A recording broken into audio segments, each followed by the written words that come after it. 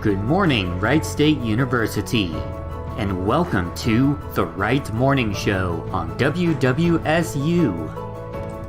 Start your day the right way with us. We will be covering current events in the news, local, national, and from Wright State. We will provide a daily dose of inspiration and positivity to lighten your day. And we will have a special feature depending on the day of the week. So grab your tea or your coffee, sit back, relax, and enjoy the Wright Morning Show.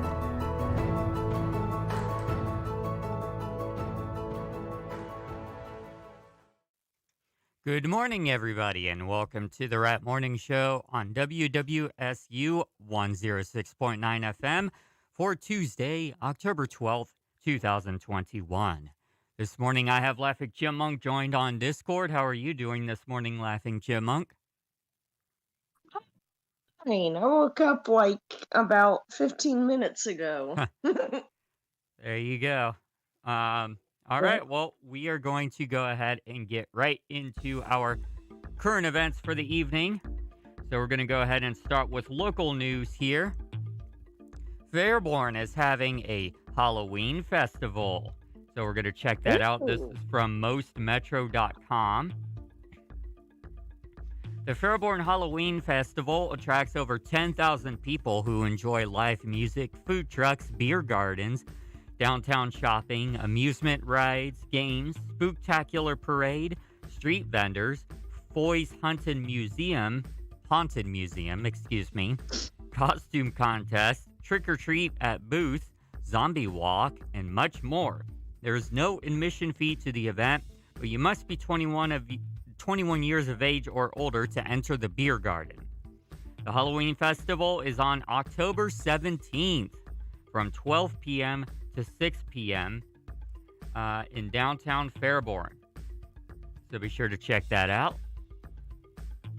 From Springfield News Sung, green space at elementary becomes a polarizing topic in Yellow Springs.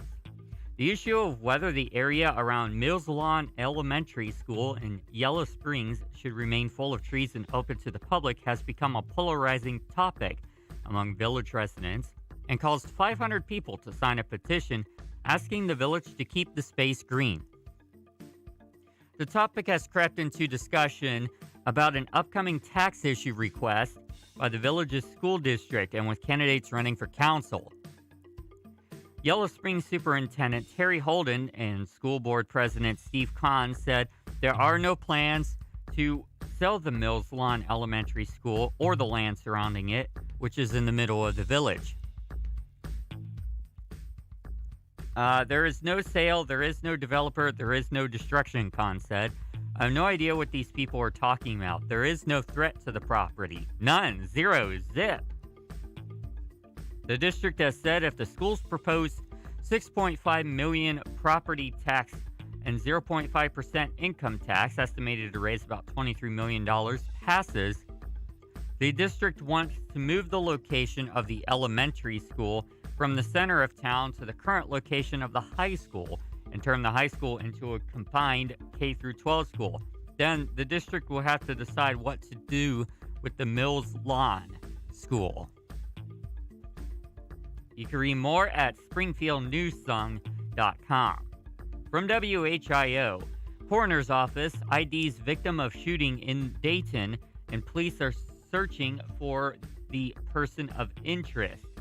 So, the victim of a shooting at Cahoe Street in Dayton late Monday morning has died from her injuries, according to Dayton Police Lieutenant Jason Hall.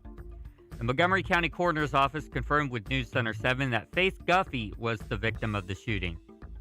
Guffey was found shot in the 100 block of Cahoe Street near Nassau Street around 11:30 a.m. She had been transported to Dayton Hospital for treatment, but has since died from her injuries. Hall said police are investigating the incident as a homicide and have identified a person of interest in the case. Police do not release additional details on the person they consider the person of interest. Witnesses of the incident or anyone with information about the shooting are asked to contact Dayton Police at 937-333-2677 or Miami Valley Crime Stoppers at 937-222-7867. You can read more about this at WHIO.com. From Dayton Daily News says that 7-Eleven lays off fewer than 35 at Speedway headquarters in Enon. You can read more at Dayton Daily News. From Dayton.com, Dayton Masquerade 2021 to take place this weekend. The Party of Parties will be returning to the 804 building in downtown Dayton this weekend, and guests are invited to indulge in the delights of the galaxy. On Saturday, October 16th, Masquerade, one of Dayton's most popular events, will arise with an out-of-this-world theme, satellites and stardust.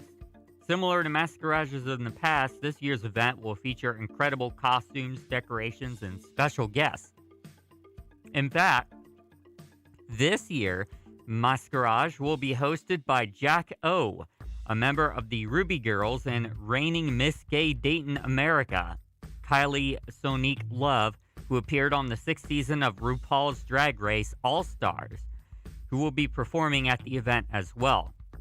She made history as the first openly trans contestant on the Emmy-winning show. Since her debut on Drag Race, Kylie has been in music videos with artists like Miley Cyrus and Lizzo.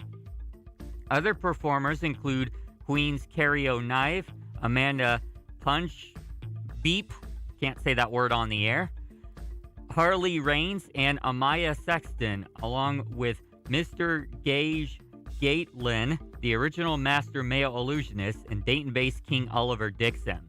The cabaret portion of the event will be hosted by Cherry Poppins. Oh my gosh, there legitimately is somebody called Cherry Poppins? That's awesome. Oh my goodness. You could read more at Dayton.com about the masquerade. Yeah, I'm laughing about that too.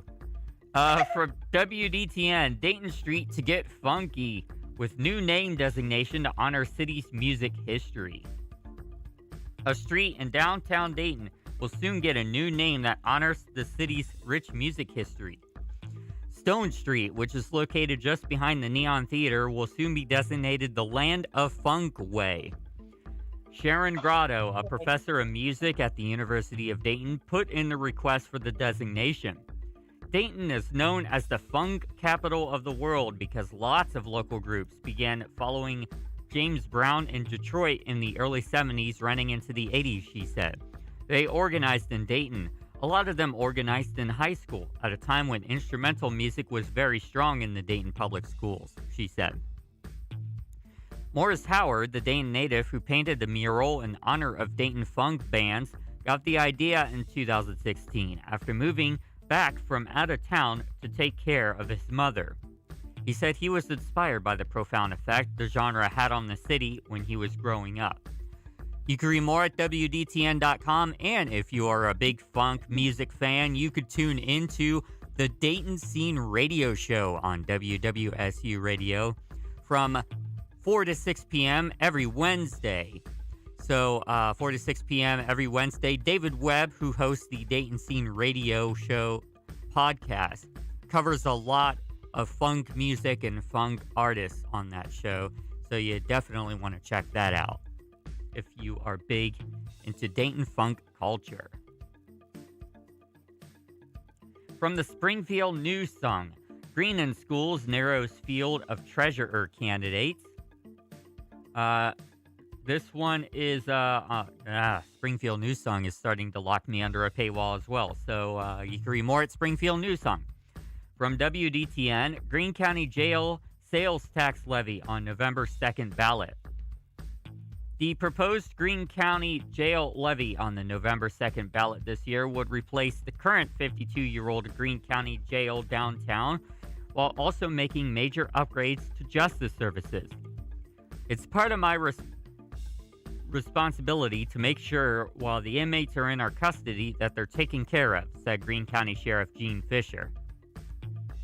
If the levy gets approved, It would create a temporary sales tax for Greene County citizens, which would fund the new Criminal Justice Center. The center, estimated in 2019 to cost $53 million. You can read more at WDTN.com. From WHIO, North Main Street reopens in Dayton after a suspicious device investigation. North Main Street was temporarily closed in Dayton while crews investigated a suspicious device Monday evening. North Main Street was closed in both directions between Riverdale Street and I-75, but has since reopened, according to a social media post from the Dayton police. Crews were dispatched to the area shortly before 3:30 p.m. News Center 7 crew on scene reported seeing the Dayton bomb squad responding to the area, but the scene has since cleared. There is no other information at this time. WHIO will update as they get more info. From Most Metro, Kung Fu Lansangan and I Heart Ice Cream. Kung Fu Barbecue. That's what it's supposed to be. That was weird. So this is an event that you can attend. It's on October 14th from 6 to 9 p.m. So it's on Thursday at Yellow Cap Tavern, 700 East 4th Street, Dayton, Ohio, 45402. We couldn't be more excited to be hosting our good friends Kung Fu Barbecue, Lansangan, and I Heart Ice Cream at the Yellow Cab Tavern this Thursday from 6 to 9 p.m. In addition to Kung Fu Barbecue Lansangan weekly pickup, they will also be cooking food to order. If you haven't had a chance to try the incredible barbecue operation, this is a great opportunity. We're also pleased to welcome I Heart Ice Cream to the lot for their delicious rolled ice cream treats. And of course, we'll have all of the big tasty pie and pizza snacks to round out a perfect Thursday night. So be sure to check that out. 5 people were inducted into the Dayton Region Walk of Fame, according to WHIO. Ohio Governor Mike DeWine and 4 others will be inducted into the Dayton Regional Walk of Fame today. Along with DeWine, the other inductees are Holly Q. Brown, William Hale Charch, John Legend, and A1C William H. Pitzenbarger. The induction ceremony is today at the Sinclair Community Conference Center at 11:30 a.m. All right, we're going to now go to your weather forecast. The current weather, brought to you by Tomorrow.io, is mostly clear and 67 degrees. The wind is coming from the south at 4 miles per hour. The humidity is 79%. The dew point is 60 degrees. The visibility is good, and the air quality is moderate. Your hyperlocal 12-hour forecast calls for partly cloudy skies up until 2 p.m., and then it's going to clear out and become mostly clear up until 7 p.m. Then we're going to have some clouds roll back in after 7 p.m. Temperatures are going to approach 70 degrees before 10 p.m. It's going to peak at 75 degrees at around 1 p.m. and then start cooling off after 2 p.m. today. Here's your extended weather forecast brought to you by the National Weather Service at Wright-Patterson Air Force Base. Today, partly sunny, high in the mid-70s. Tonight, partly cloudy, low in the mid-50s. Wednesday, mostly sunny, high in the upper 70s. Wednesday night, mostly cloudy, low in the mid-60s. Thursday, mostly cloudy, high in the lower 80s. Thursday night, a chance of showers, otherwise mostly cloudy, low in the mid-60s. Friday, a chance of showers, high around 80. Friday night, showers likely, low in the mid-50s. And finally, Saturday, a chance of showers, high in the mid-60s. So it's going to get cooler this weekend.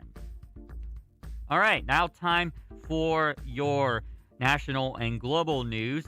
First off, we're going to go ahead and talk about the New York Times. A sharp age skew, with regards to COVID. Emily Oster, an economist at Brown University who frequently writes about parenting, published an article in The Atlantic in March. that made a lot of people angry. The headline was, "Your unvaccinated kid is like a vaccinated grandma."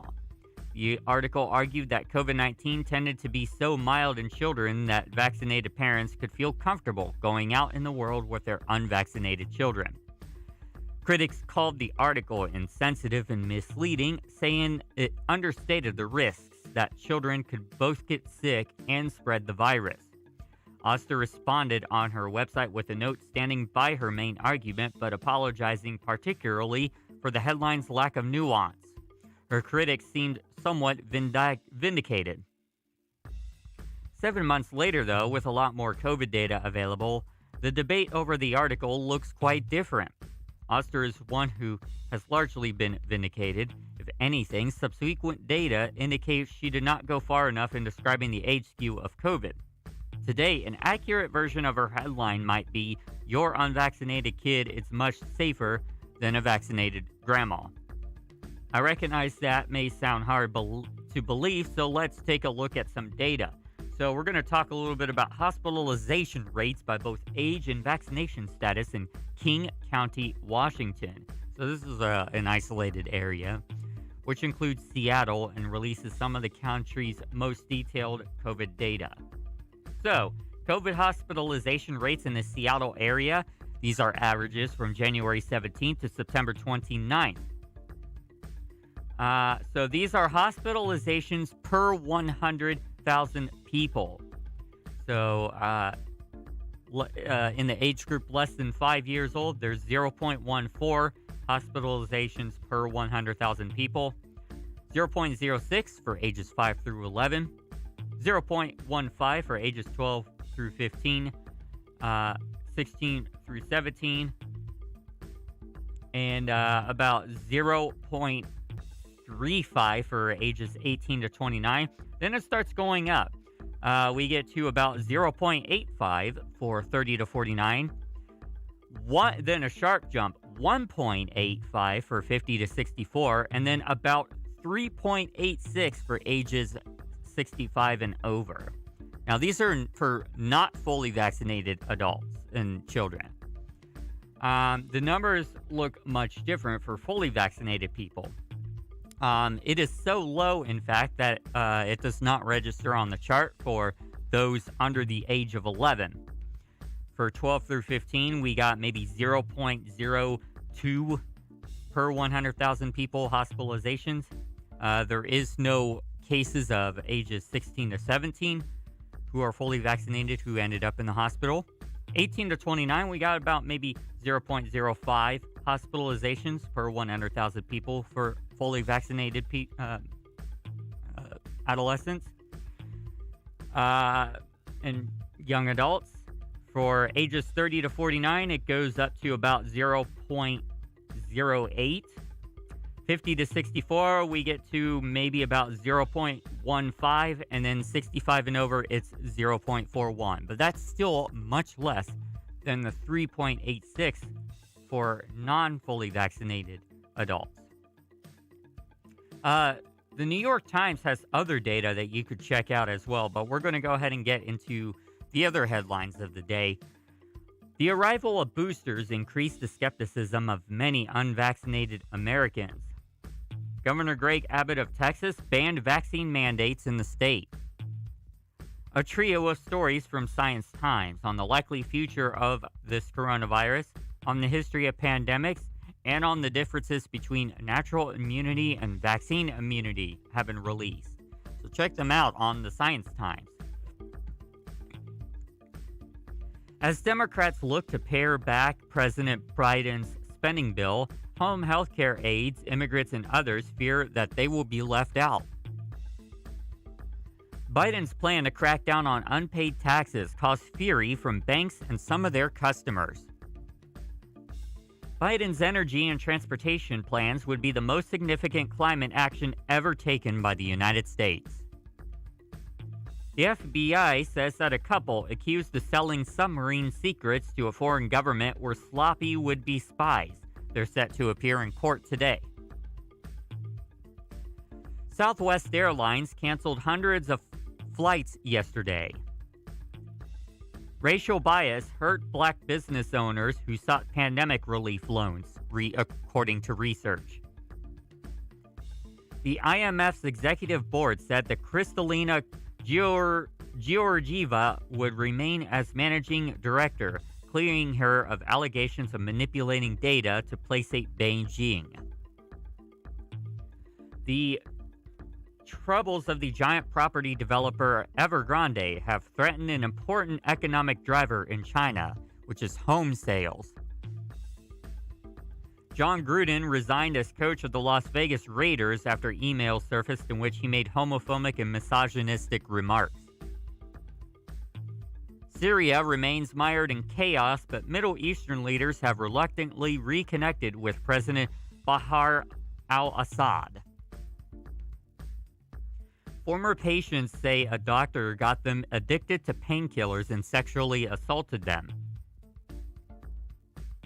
A new Superman, Jonathan Kent, the son of Clark Kent and Lois Lane, will start a romantic relationship with a male friend. And now joining us on the morning show, we have Harmony on the phone. How are you doing this morning? Oh, you there? I think that was a false caller. Continuing our headlines. Matt Amodio's Jeopardy streak ended after 38 wins. All right, we're going to go now to Cheddar Deuce Need to Know. Tex bans vax mandates, according to the Texas Tribune. Oh, here we go. Here's the phone caller again. Let's try this again. Hello? Hello? Hello. There we go. Now we got you. All right. Good morning, Harmony. How are you? Oh, good morning. Never deal with your insurance company first thing in the morning. It's never a good plan. Yeah, I feel you on that. All right. Continuing our current events. So the Texas Tribune, Texas Governor Greg Abbott has issued an executive order banning any entity, including private businesses, from issuing COVID vaccine mandates. Abbott is also asking the state legislature to codify the order into law. Abbott's broad order, which is likely to go to court, comes as the White House prepares to start enforcing its vaccine or test mandate for employers with more than 100 workers. From Yahoo News, Merck has officially requested FDA authorization for what would be the world's first antiviral COVID pill, after that drug showed compelling results in trials. Should that authorization come, Merck has already agreed to supply the U.S. with 1.7 million courses of treatment. Before that can happen, the FDA is meeting later this week to decide on what to do about booster shots for Moderna and Johnson & Johnson vaccine recipients. From the Washington Post, at least 85% of the world's population has already been affected by human-caused climate change, according to new research published in the journal Nature. Scientists used machine learning to analyze 100,000 studies of weather events around the world to make a solid link between escalated extremes and human activities. The findings come ahead of a major UN climate summit taking place in Glasgow later this month. From Independent, the Wyoming coroner in the Gabby Petito case is scheduled to give an update on the final autopsy today, likely revealing Petito's cause of death.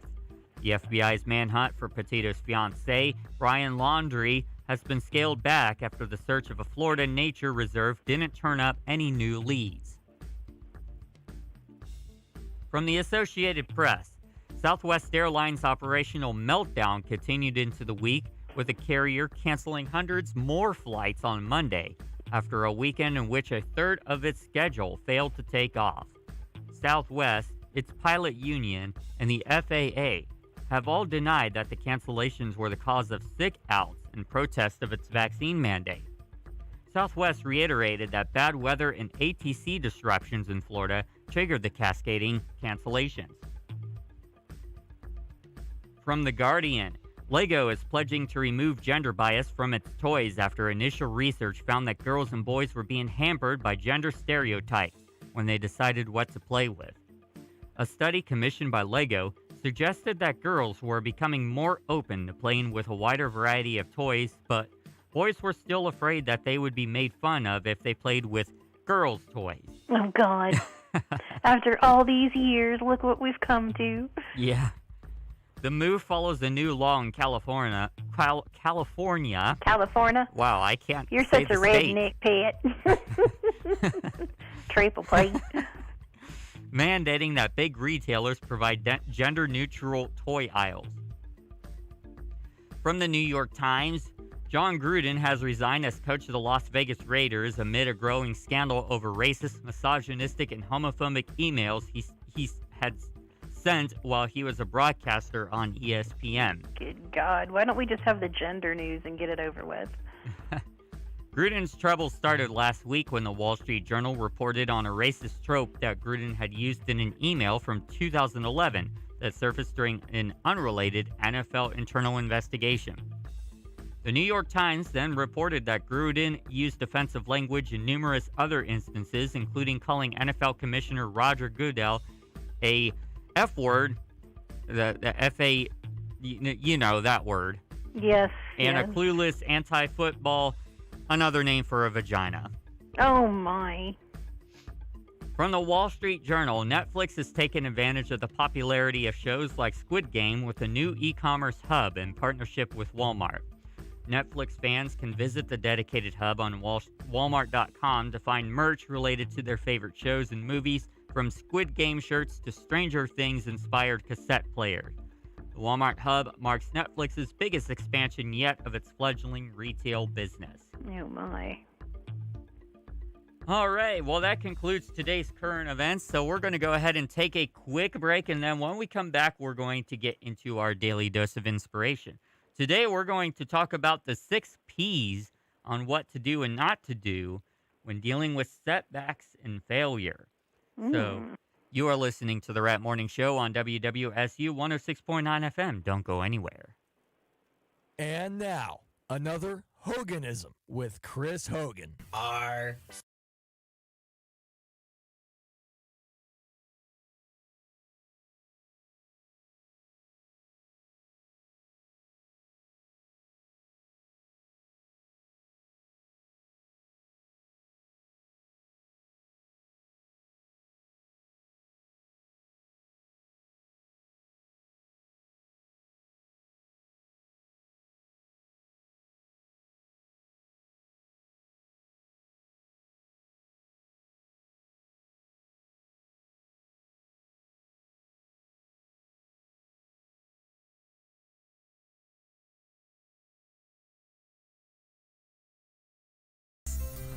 And we're back to the Right Morning Show on WWSU 106.9 FM.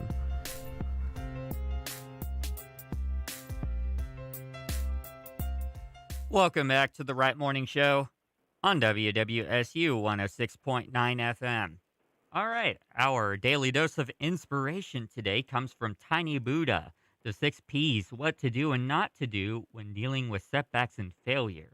And this is written by Shiv Kumar. But first, we're going to start with a quote from Brianna Wiest. Sometimes you get what you want.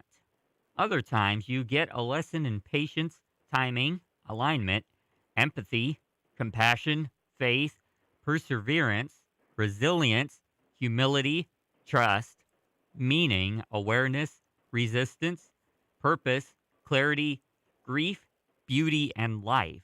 Either way, you win. Good as gold, the cab driver replied as I nervously handed him the $20 bill and asked, okay. He jumped in his cab and drove off. I was pleasantly surprised by his politeness, as I was expecting him to argue with me for extra money because we went around in circles searching for the address that I had given them at the airport. Oh, God. These were pre-GPS days, of course. And this was the start of my emotional roller coaster upon arrival in New Zealand as a new migrant. Oh, my. The first few days were filled with excitement and happiness, discovering a new country, meeting friendly people, learning new things. All these experiences made me a wide-eyed migrant, seduced by the charms of my new surroundings. After a few weeks, the roller coaster took a downward dive as I started getting frustrated with a spate of rejections. At my job, all my job applications brought forth polite rejection letters. The message I was getting was that my lack of local experience made me very unappealing to prospective employers, and nobody was willing to even interview me. How was I going to break out of this catch-22 situation? I couldn't get local experience without a job, but I couldn't get a job without local experience. That sounds familiar, right, Harmony? Oh, yes, it does. Laughing Chipmunk, I bet that sounds familiar to you as well. Yep. All right, continuing on. After months of fruitless searching, the roller coaster finally took an upward turn.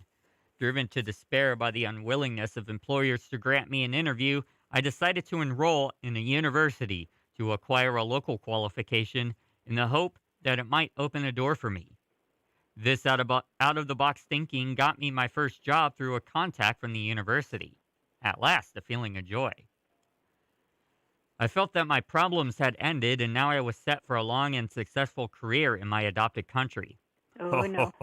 How wrong I was. Think again. Yeah, it was time for the emotional roller coaster to start its downward journey yet again. Within a few months, my job turned to confusion when my employer's behavior went from being very pleased with me to finding fault with everything I did almost overnight. I struggled to understand what had changed. A little while later, I realized that my employer had hired me only to take advantage of a government scheme that subsidized employers who hired new migrants. And this was only for a fixed term. My employer blamed me for things that had nothing to do with me and attributed other people's mistakes to me. His cunning plan was to make my life so difficult I would quit the job. That way, there wouldn't be any awkward questions from the government department for him to answer about hiring me and then firing me within a few months. I felt an overarching sense of sadness and disappointment when I realized that my initial thoughts of everyone in my new country being friendly was just an illusion. I learned the lesson that people were people, some good and some not so good, no matter what part of the world they were in. I parted ways with my first employer in rather unpleasant circumstances. The long period of unemployment that followed created self-doubts in my mind. Did I do the right thing by moving countries? Would I ever succeed in finding decent employment? Feelings of regret began to run riot in my mind. Why didn't I find more about my employment prospects in this country before deciding to move here, lock, stock, and barrel? I shouldn't have taken such a big risk. Every time I heard about someone that I knew doing well back home, I felt sorry for myself. I started feeling like I made a mistake by moving to New Zealand. As I had burned bridges before migrating, I felt there was no way of going back and restarting from where I had left off. By the time the roller coaster took another upward turn, I had already been in the country for quite a while. It took 4 to 5 years for my career to stabilize and for me to start feeling satisfied with my decision of migrating to New Zealand. When you migrate to a new country, it's not just the flight that is long haul. The reason for describing the story of my emotional roller coaster is to share my experiences and consequent learnings with you. My hope is that if you ever find yourself in a similar situation, you might be able to alleviate your feelings of hopelessness with the realization that you're not alone. You could get out of any difficult situation with the right mindset. Any initial thoughts before we get into the 6 Ps? Well, lesson learned and lesson taken, but I sense some other undertones in this story. The first 3 triple P. I feel like when I hear I burnt bridges and couldn't go back, it tells me directly that this person was not happy with where they were in their country. They wanted to leave because they wanted to find something better than where they were. So it sounds like she had a little bit of escapism going on there, where thinking, I'm going to go somewhere where the people are better, the jobs are better, and, get out of here. Yeah. So that's the undertone I'm feeling. And it all boiled down to this life lesson of having the realization of, like she said, people are people. No matter where you go, honestly, people are people. There's good, bad, and in between.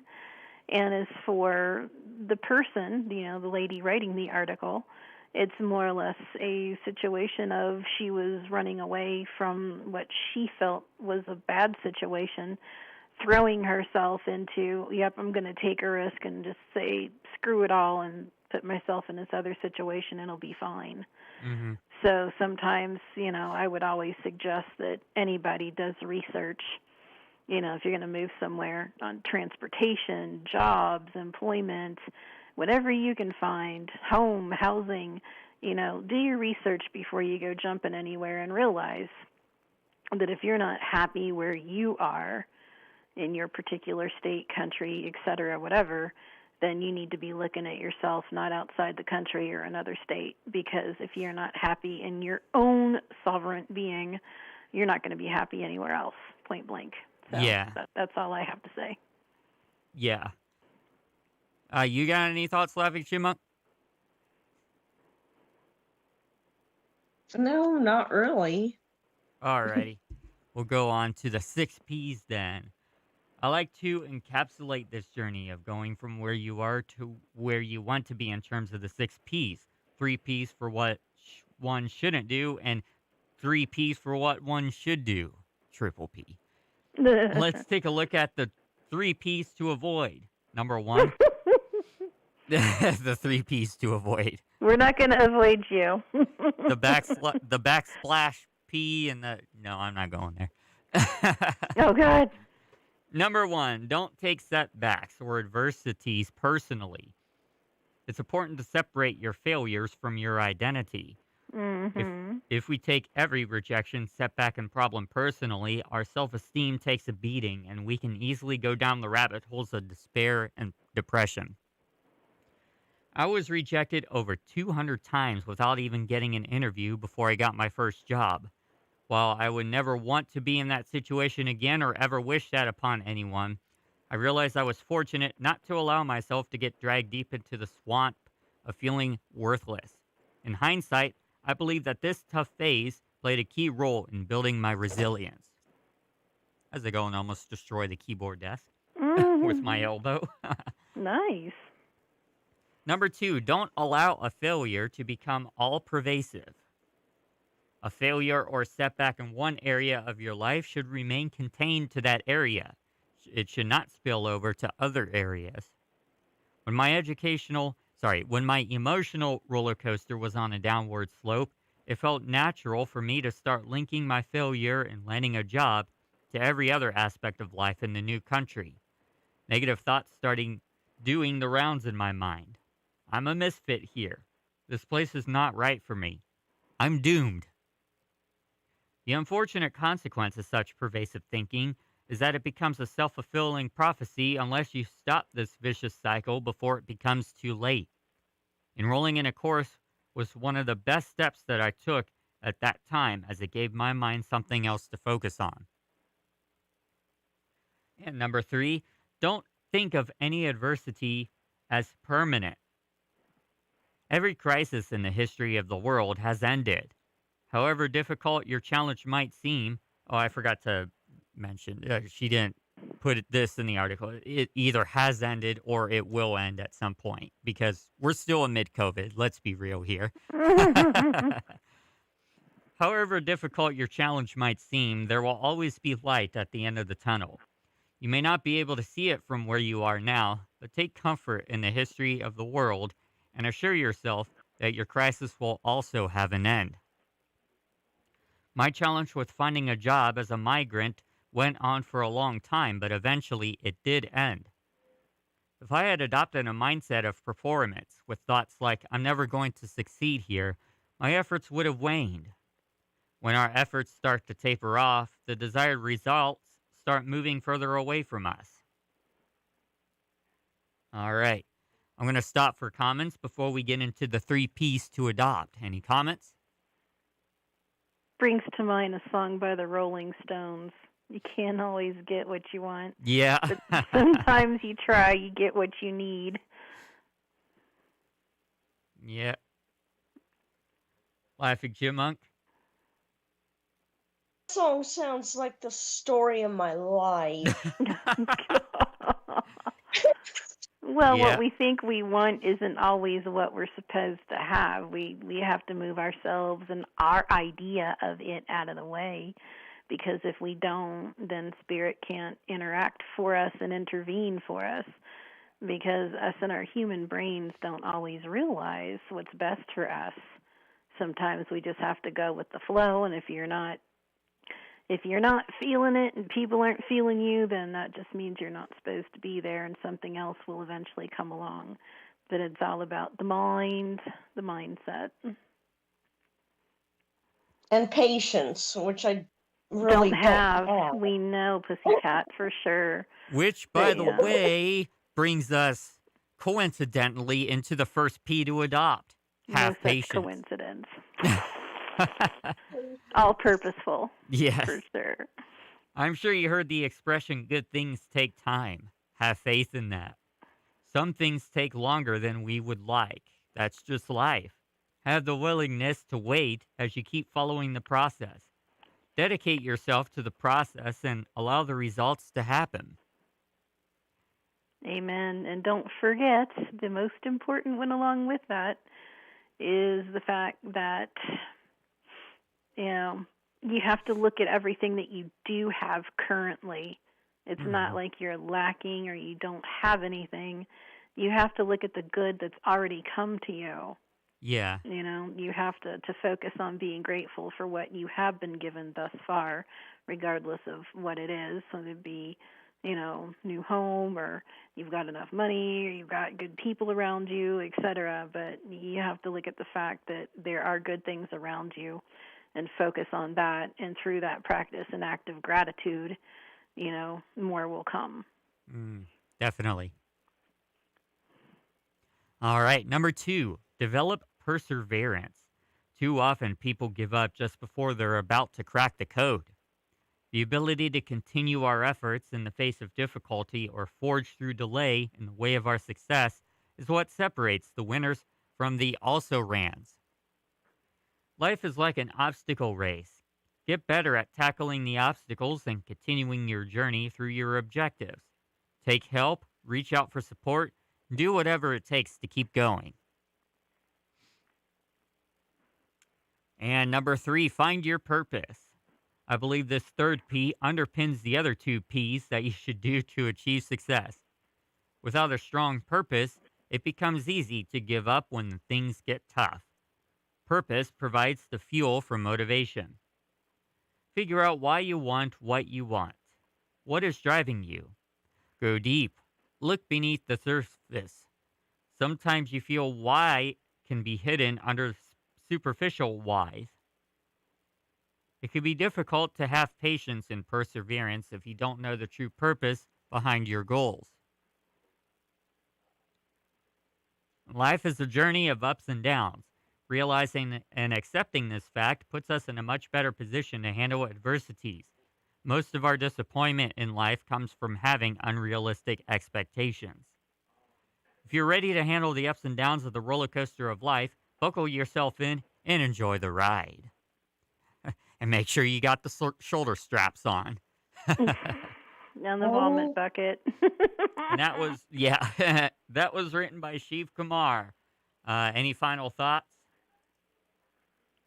Well, at least you're not riding the same horse on the merry-go-round, round and round and round and round until it has to throw you off to get onto the roller coaster. And maybe sometimes unknown, as we all say for the anxiety-ridden out there. It's the unknown, and sometimes the unknown makes people anxious or fearful about things. But if we look at it as more so a new adventure, it can be a scary ride, but it can also be fun. So it's just, yet again, where your mind's at any one particular moment. All right. Well, that concludes our daily dose of inspiration. When we come back, it's Trivia Tuesday, so gather your friends and your family around the radio for a nice little game of trivia. Espen, who is currently FSOC, Espen, you are currently listening through Discord. If you want to participate in Trivia Tuesday, go raise your hand and I'll give you speaking privileges if you want to join in the game. We're going to take a short break in the meantime. So you're listening to the Right Morning Show on WWSU 106.9. Stick around. And now, another Hoganism with Chris.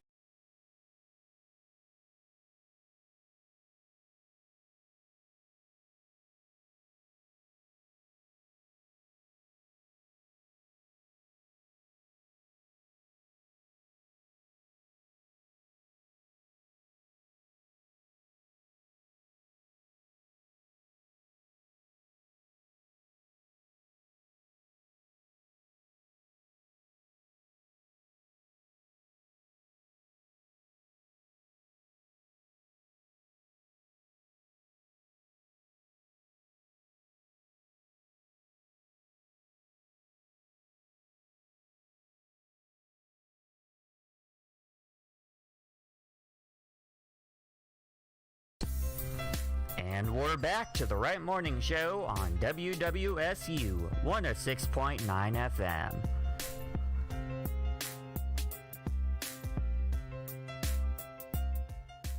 Welcome back to the Right Morning Show on WWSU 106.9 FM. It is Trivia Tuesday. I'm going to give you all a choice. Which of these three quizzes do you want to do today? We got The Hitchhiker's Guide to the Galaxy, which was first published on to this day in 1979. We got a collection of British stereotypes. That ought to be interesting. Tally ho. And The British Experience. How much do you know about the UK? So, which one do you want to do? How about the British Experience? You want to do The British Experience? All I right. do. I don't know. What about you, Harmony? Don't ask me. I'm just here for the ride on the roller coaster, so we're good. All right. Well, we're going to go ahead and take a tour of Britain's legends, traditions, history, famous people, and places. The best of Look British out. luck to you. Let us begin. Oh, and this is rated an easy quiz in terms of Let's difficulty. hope so. Harmony's still drinking her coffee. All right. Question number 1. Perhaps one of the best-known sites in London is the clock tower of the Houses of Parliament, Westminster.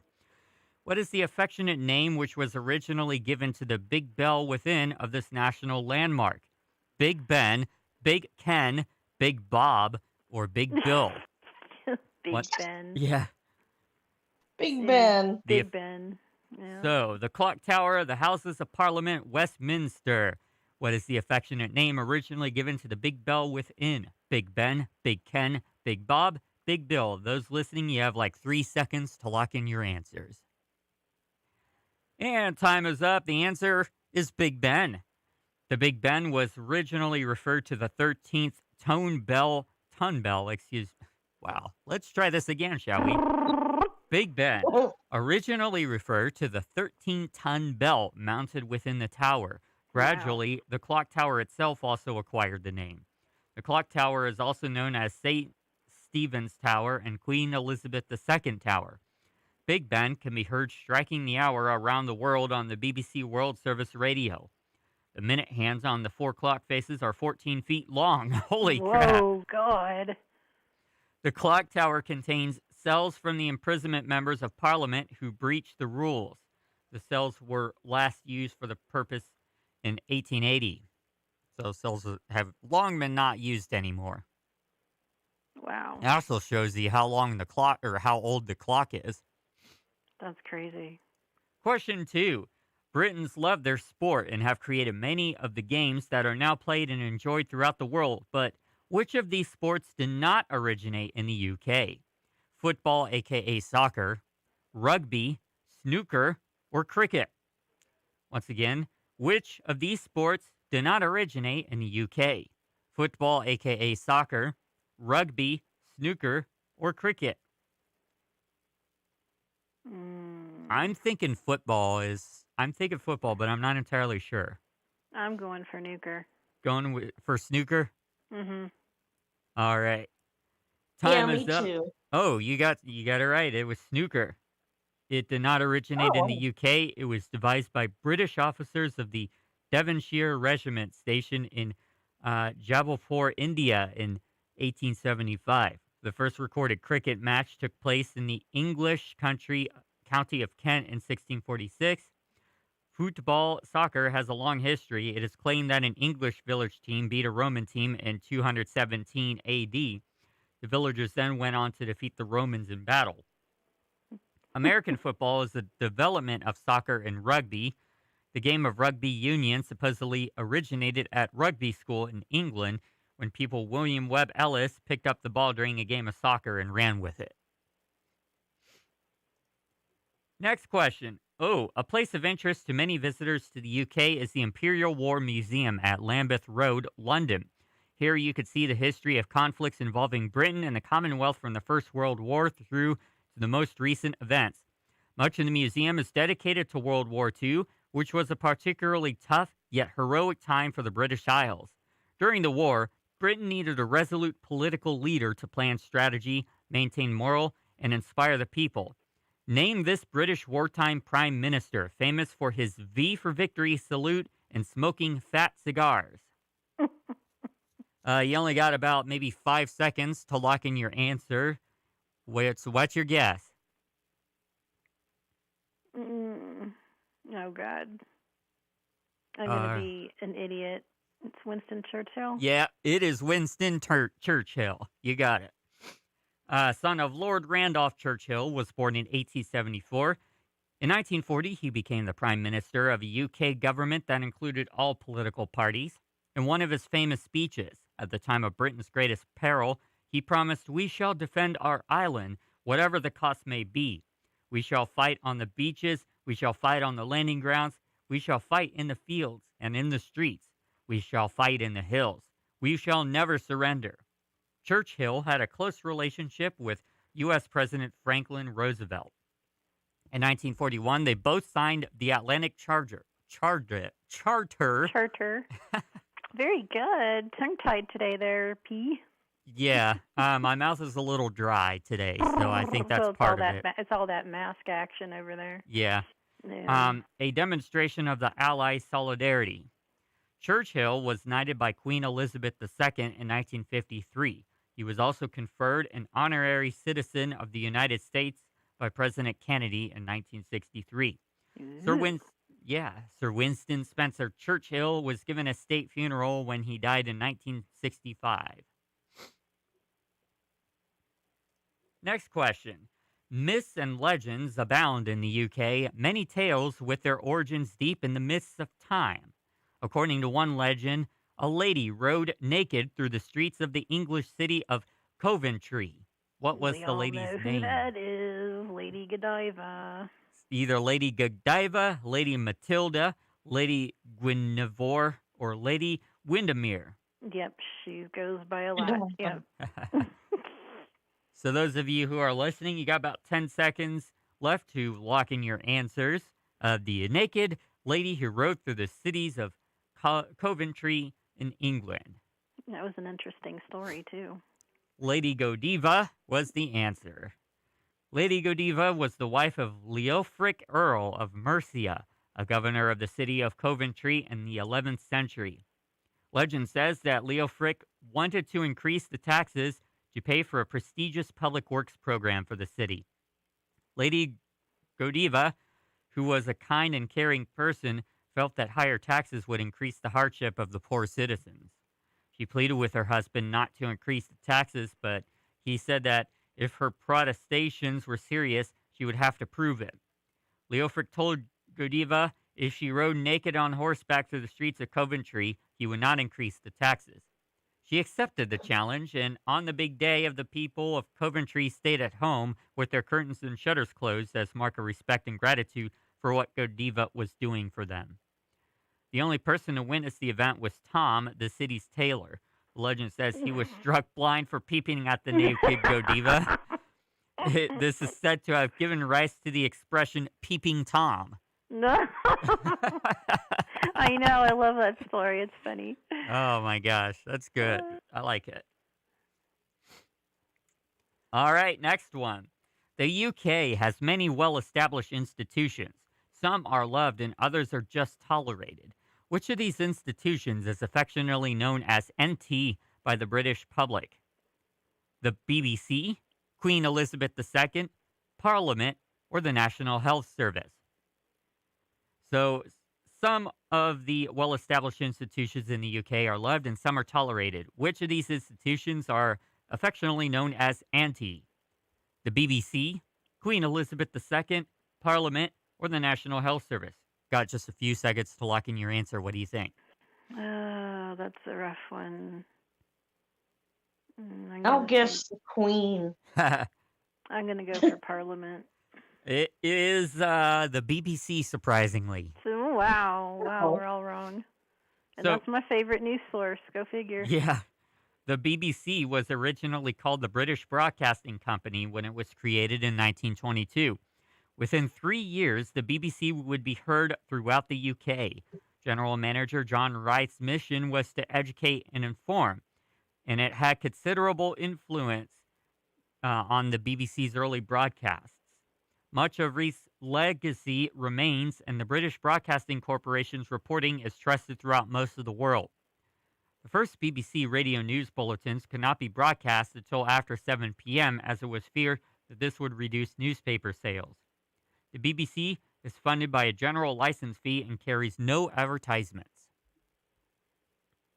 I think we have time for one more question, then we'll have to wrap up this quiz early, unfortunately. Here we go. Although most Britons now holiday abroad, British seaside resorts are still popular for short breaks and days out. They have many landmarks and attractions, piers, fun fairs, and historic buildings. Which of these UK resorts has a scaled-down version of the Eiffel Tower? Bournemouth, Clacton-on-Sea, Brighton, or Blackpool? Which of these UK resorts has a scaled-down version of the Eiffel Tower? Bournemouth, Clacton-on-Sea, Brighton, or Blackpool? Got about 5 seconds to lock in your guess. What do y'all think? I have no idea. I'll go with Blackpool. I don't know. You got it. It was Blackpool. Building work started on Blackpool Tower in 1891. It was opened to the public in 1894. The tower is over 518 feet high and weighs 2,586 tons. Oh, geez. Blackpool also has an historic tramway, 6 miles of seafront illuminations using more than 1 million lights, and a pleasure beach boasting Europe's largest roller coaster. Ooh, Nice. life's ups and downs in Europe, that's for sure. Yeah. All right. We're going to have to start closing off here on the Wright Morning Show. So, thank you all for tuning into the Wright Morning Show. Coming up next is Democracy Now! With Amy Goodman and Juan Gonzalez. So they will be covering the latest current events and headlines of the day, as well as providing special guest interviews. So be sure to check that out coming up next at 10 a.m. to 11 a.m. on WWSU Radio. I do not believe there are any other programs scheduled for today for the radio station. Be sure to check out the, I believe it was the Kung Fu Barbecue event that's going to be happening in Dayton on Thursday from 6 to 9 p.m. And then also check out the Fairborn Halloween Festival, which is October 17th in downtown Fairborn. Be sure to check those out. Have a fun time and all of that stuff. So, with that being said, like I said, thank you everybody for tuning in to today's episode. Thank you, Lifeic Chipmunk and Harmony, for coming on the show. Oh, thank you. Thank you. We are here every Tuesday through Friday morning at 9 a.m. to 10 a.m. on WWSU Radio. So have a great day. We will see you back again tomorrow at 9 a.m. for another edition of the Wright Morning Show.